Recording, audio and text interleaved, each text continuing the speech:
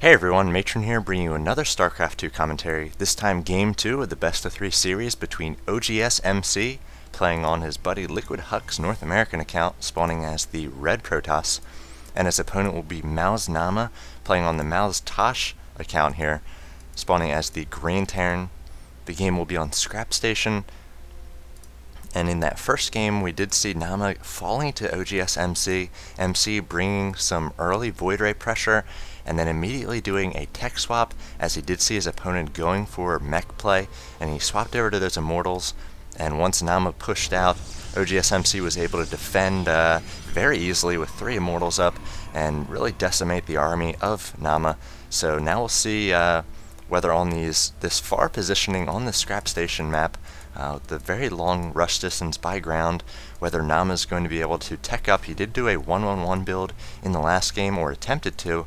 He had a Banshee coming out, but he had to cancel it in favor of a Viking once he did see the Void Ray. So we do have both players opening up pretty standard here, as most players do. That's why they call it standard. And Gateway going down on 12, and the Scout coming out for oGsMC. And again, the Liquid players and the OGS players staying in the same house, in the OGS house over in Korea. So that's where Huck met oGsMC and possibly started some sort of friendship, as they are both Protoss players. MC winning GSL Season 3 and Naama winning the DreamHack tournament, which just took place in December. We see the two scouts meeting each other there, and MC is going to get a good sense of the timing of the barracks and the gas here. Gas finishing a little bit earlier than in the last game, and he's going to want to keep this probe alive as long as possible, force his opponent to make a Marine out of that barracks to try to shoo away that probe. So that probe is going to want to try to see any sort of second production structure or a second gas timing as well. The longer it can stay in the space, the longer it will delay the build of mouzNaama. And we see the SCV trying to do the same in oGsMC's base here. Finally a Zealot coming out for MC, so he's going to be able to take down that SCV if he can catch it. See the probe retreating across midfield, perhaps going to be taking that tower. And it looks like we have the Cybernetics core about to pop for MC. See the immediate Warp Gate tech, so he's right on top of it. A second gas coming up as well as soon as that Cybernetics core finishes. So the exact same timing we saw in the first game. Getting up another pylon over here. You can hide some tech away from the scans of your Terran opponent, though I'm not sure at this level we will see too many scans here. So Naama getting down a factory once again, and a second gas, and the gas is a little bit delayed, so I wonder if he'll have enough gas to really go forward with his tech plans here. Again, no add-on on the barracks or the factory at this point. So now a starport going down, opening up with that 1-1-1 build again, perhaps going for mech, perhaps going for the Cloak Banshees, as we do see another 2 gates being thrown down for MC, and really producing off the 1 gate for quite a while there, and now throwing down 3 gates, so going for a 4 gate here, and he does have this probe still alive in midfield, so he can throw down a proxy pylon if he chooses to. See the Warp Gate tech about 35 units a time from completing. See all the gateways about 40 units a time from completing as well, so those will come up about the same time, and he doesn't yet have too much room under the side cap, producing a pylon here, and I guess if he gets a forward pylon that'll act as well. So we see the Hellion pushing out here for Naama, and that's something you can produce off the factory before you add that tech lab. Just get a little bit of scouting, and he sees that these units are pushing out for oGsMC, and now with the lack of units in the base here, seeing those 4 gates opening up, he's going to start taking down these probes, and he's going to know that some sort of pressure is coming. We see Naama doing a smart thing, pulling off these SCVs, going to be ready to repair on this bunker. Could perhaps throw down some more bunkers here. He does not have much in the way of defense, just these 4 Marines, and there's going to be a lot of army coming from oGsMC. Meanwhile, back in the base, it looks like that Hellion was finally taken down, so not doing too much damage if we check the income count. 25 harvesters to 20, so perhaps actually taking down a few harvesters there, though oGsMC may have started cutting probes for this attack as well.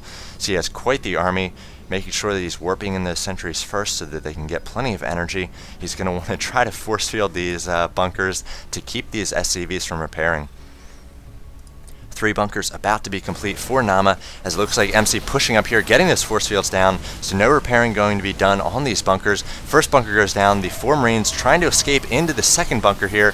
More force fields going down, just 1 Marine in this bunker, so not many attacking units for Naama at this point, having to pull off these SCVs to do a bit of damage and tanking, trying to keep this 1 bunker alive, but we see MC doing his best to get away from that bunker, now going to be kiting these SCVs. He does have a Banshee on the way, does have actually Cloak done as well. If we check back in the base, there's actually a Cloak Banshee going to town on the probes of MC, so MC doing as much SCV damage as possible here.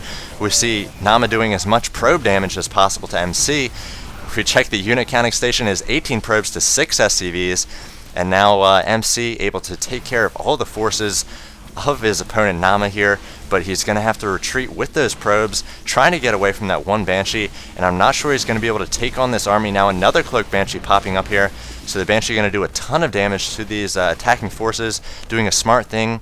MC pulling off this this Zealot, going to try to take down as many SCVs as he can, and now retreating with the rest of his units, trying to get back to his probes and protect them from this Cloak Banshee here. We do see an observer finally come out for oGsMC, so he's going to be able to defend against these Banshees once he does get his army back into position. He does have the 2 Stalkers and 2 Sentries, but he does not have enough minerals to warp in any other units, so if these Banshees are somehow able to take down these Stalkers and the Sentries, it could be GG for MC. But it looks like those Banshees are going to be pulling back, perhaps conserving a little bit of energy, or maybe he was thinking about repairing there, pulling a SCV off the line, then thinking better of it, now pushing out. I guess he doesn't know if his opponent has an observer up quite yet, but he does in fact, and we'll see that the Stalkers are going to be able to take some pot shots at those Banshees. So very interesting push there. Saw MC able to take down a ton of those SCVs, but Naama snuck a Banshee by there and was able to take down a number of probes as well. If we check the income tab, it is 16 to 11, but again, the Terran player does have those mules, so able to keep the economy sort of even for both players.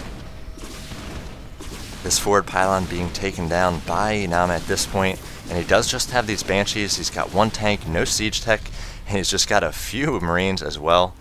So throwing down a bunker, trying to defend this position. A second observer coming across the field for MC, so he's going to try to see what sort of build his opponent is going for past those Cloaked Banshees. See Naama just still on the 1-1-1, no extra production structures have been thrown down. Does have 3 Banshees, they are all being repaired and banking some energy here. So he wants to keep his opponent honest, he wants to keep some sort of map control, keep MC in his base. As we see MC preparing for the Banshees to come in, could perhaps get a little bit of a split attack, 1 Banshee from here, another few from another angle. Could take out a few probes doing that, but instead you're going to come in here, and 1 Banshee going to go down, perhaps a second Banshee, very low here. If he can get 1 more volley of shots, no, 1 shot away from going down that Banshee. So he does know that MC does have this observer in position, as well as these Stalkers and these Sentries, and he's not going to want to push out.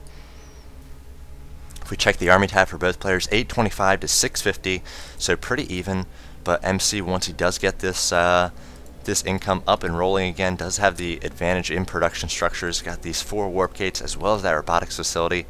And we see Naama going for a command center and expansion here. If he's able to get this up and have it up for a few minutes, he could close the gap here in army and both income as well. See 26 harvesters to 20, but again, those mules doing such a good job.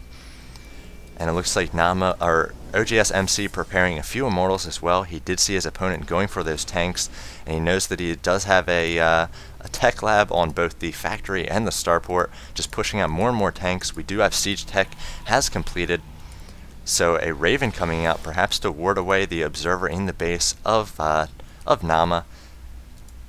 So again, MC has full knowledge of what Naama is going for. We do see a Banshee in the natural of MC, making sure he does not expand, and MC just pushing out with a bunch of immortals now, and Stalkers as well. If we check the army tab, 1825 to 1000,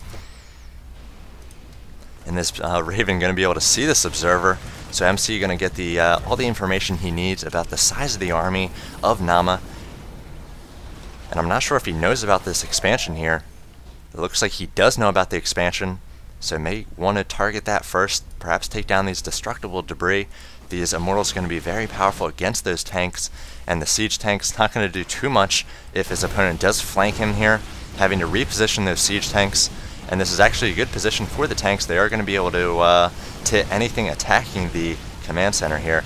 A bunker trying to be thrown down, loading up some Marauders and Marines if that does come up. But we see MC pushing in here, getting a Guardian Shield up, going right for those tanks with those Immortals. If he's able to take those down, this could be the final push, as we do see both of those tanks going down. And now the Immortals targeting those Marauders. Force fields going up, preventing any sort of retreat for those Marauders.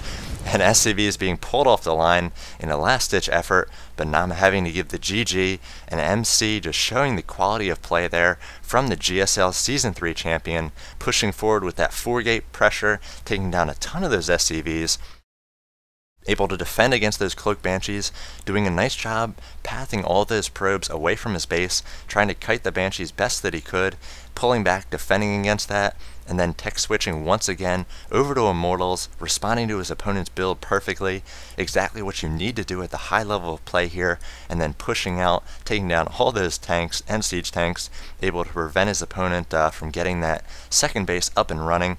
And a few minutes later, we might have had Naama have a sizable army to defend against that push, and a few minutes earlier, oGsMC would not have had the size of the army that he needed to take on those tanks and that sieged up position there. So good timing and good play on the part of oGsMC. This is the first game I've cast of his. Very impressed by just all the little things. He does basically everything right, has a ton of scouting information, and able to take down a very strong player in mouzNaama. So thanks for watching the series. Hope you enjoyed it. Take care.